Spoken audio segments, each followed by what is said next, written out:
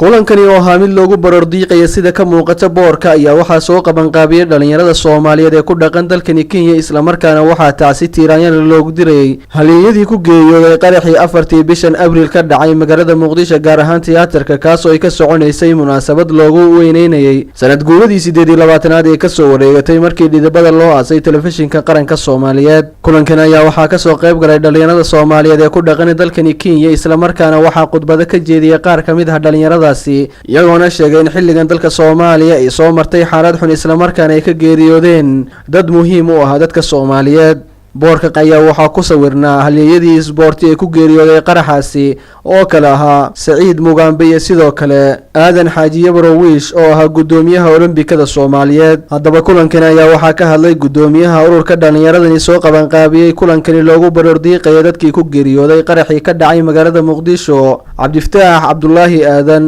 oo sheegay inay ka xun yihiin qaraxaasi. magaca ururka Somali Youth Community in Kenya waxaan shacabka Soomaaliyeed taasi uga dirayaa dhammaan dadkii ku dhintay qaraxii 4 bishii ka dhacay tiyaatarka Muqdisho gaar ahaan halyeeyadii isboortiga Soomaaliyeed iyo wiish dowladda gumeen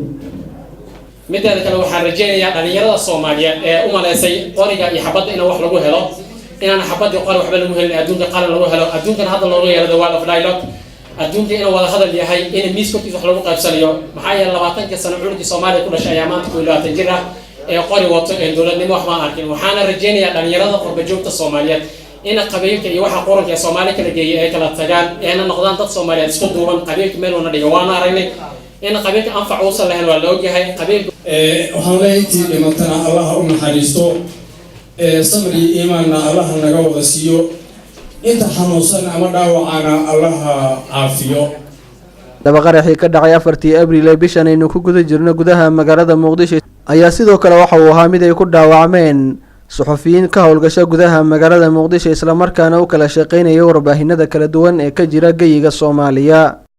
kulankan ayaa waxa uu ahaa mid ay soo qaban qaabiyeen dhalinyarada ku dhaqan dalkani Kenya isla markaana lagu barordiiqay qaraxii dhawaan ka dhacay magaalada Muqdisho isla markaana ay ku geeriyoodeen mas'uuliyiin ka tirsan dawladda ku meel gaarka ee Soomaaliya sidoo kale saraakiil ka tirsanaa isboortiska dalka Soomaaliya. Cabdirasaaq Miro Dhoore, Hon Cable TV, Nairobi, Kenya.